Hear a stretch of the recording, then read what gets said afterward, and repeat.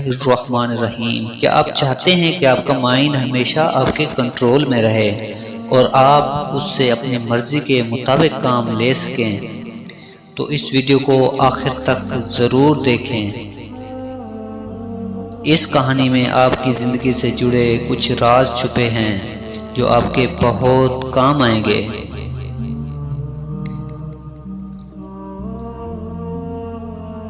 کسی سلطنت پر ایک راجہ حکومت کرتا تھا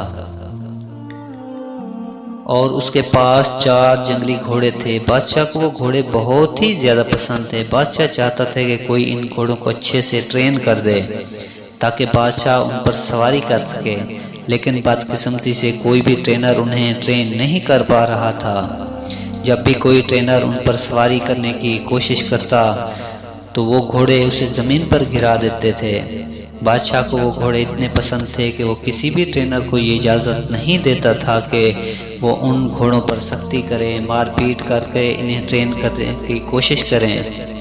بادشاہ نے اپنی سلطنت میں یہ منادی کروا دی تھی کہ جو کوئی بھی ان گھوڑوں کو اچھے طریقے سے ٹرین کرے گا اسے 1 لاکھ سونے کے سکے انعام میں ملیں گے۔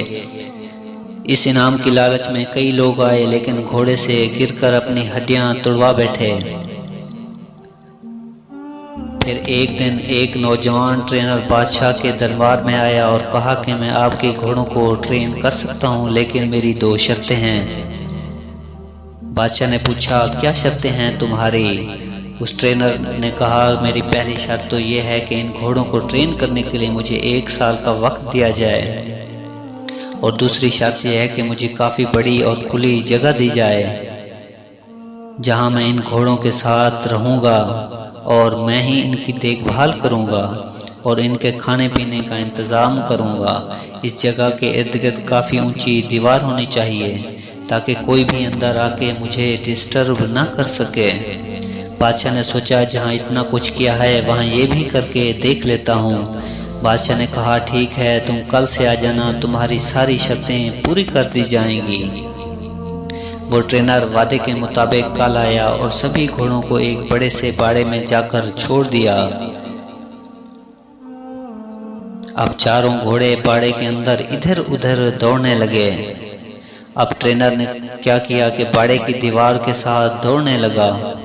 کچھ دیر بھاگ دوڑ کرنے کے بعد اس نے گھوڑوں کو چارہ کھلایا، پانی پلایا، خود بھی کھانا کھایا اور آرام سے اس باڑے میں لیٹ گیا۔ گھوڑے اب بھی باڑے کے اندر آزاد تھے، کسی رسی میں نہیں بندھے ہوئے تھے۔ شام کو وہ ٹرینر پھر اٹھا اور باڑے کی دیوار کے ساتھ ساتھ دوڑنے لگا۔ جب وہ دوڑتا تھا تو گھوڑے بھی ادھر ادھر بھاگتے تھے۔ جب شام ہوئی تو اس نے گھوڑوں کو کھانا کھلایا، پانی پلایا، خود بھی اپنا کھانا کھایا، گھوڑوں کو رسی سے باندھا اور خود بھی ان کے ساتھ ہی زمین پر چٹائی بچھا کر سو گیا۔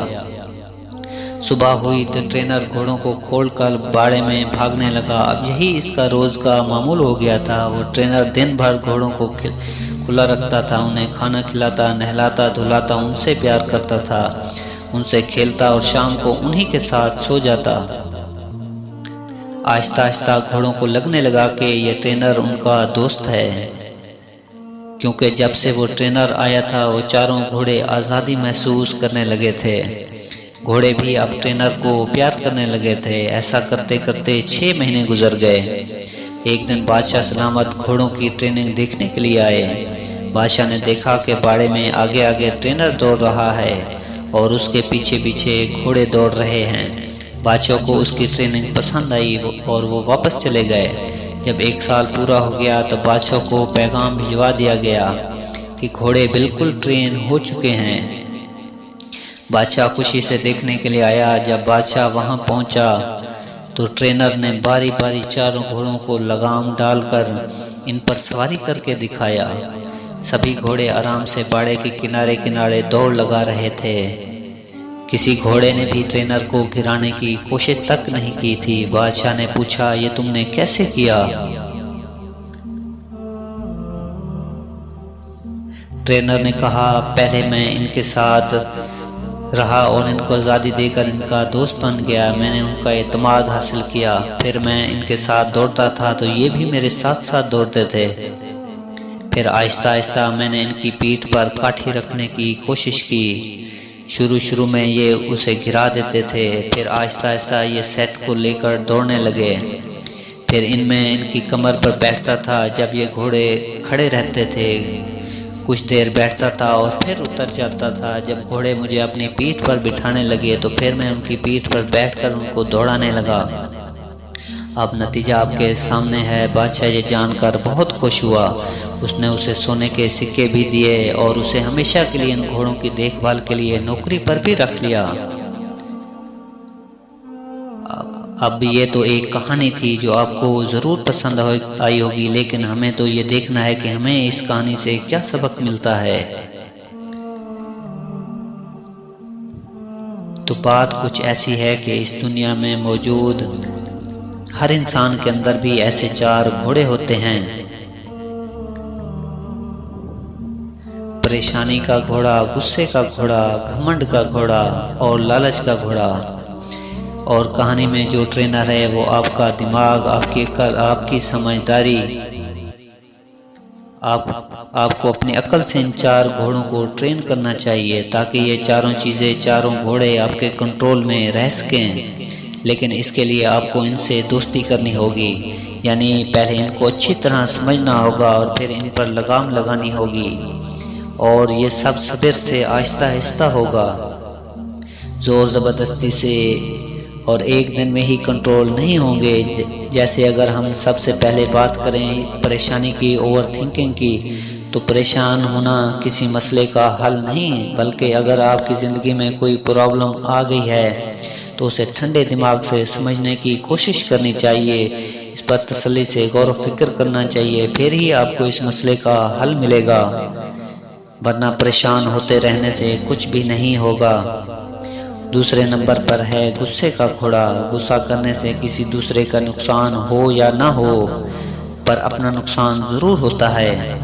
کچھ باتوں پر، کچھ چیزوں پر تو غصہ آ ہی جاتا ہے، جیسے اگر کوئی آپ کی انسلٹ کرے یا آپ کے ساتھ کوئی زیادتی کرے تو غصے کا آنا لازمی ہے، لیکن کب، کہاں اور کتنا غصہ کرنا چاہیے، کب کرنا چاہیے اور کب ہمیں اپنے غصے پر قابو پانا چاہیے، اسے کنٹرول کرنا چاہیے اور کیسے کنٹرول کرنا چاہیے، یہی اپنے ٹرینر یعنی اپنی عقل کی مدد سے اس غصے کے گھوڑے کو آہستہ آہستہ سکھانا چاہیے۔ تیسرا گھوڑا ہے گھمنڈ کا گھوڑا ہے۔ یہ کام میں کر سکتا ہوں، اسے خود اعتمادی کہیں گے، لیکن یہ کام صرف میں ہی کر سکتا ہوں، اسے گھمنڈ کہیں گے۔ ہمیں خود پر اعتماد کرنا چاہیے، خود پر فخر محسوس کرنا چاہیے، لیکن خود پر کبھی بھی گھمنڈ نہیں کرنا چاہیے۔ یہی بات ہمیں اپنی عقل کے ذریعے اس تیسرے گھوڑے کو سمجھانی چاہیے۔ چوتھا گھوڑا لالچ کا ہے۔ لالچ اگر علم کا ہو تو اچھا ہے، لیکن اگر جہالت اور بے علمی کا ہے تو برا ہے۔ لالچ اگر صحیح طریقے سے، سمجھداری سے، محنت سے رزق حلال کمانے کا ہو تو اچھا ہے، لیکن لالچ جلدی سے، غلط طریقے سے، ناجائز کاموں سے دولت حاصل کرنے کا ہو تو برا ہے۔ یہی فرق اپنے اس چوتھے گھوڑے یعنی لالچ کو سمجھانا چاہیے۔ دوستوں، امید کرتے ہیں کہ ہماری آج کی ویڈیو آپ کو ضرور پسند ہوگی۔ اگر ویڈیو اچھی لگی ہو تو اس کو ایک لائک اور چینل کو سبسکرائب لازمی کر دیں۔ جزاک اللہ الخیر۔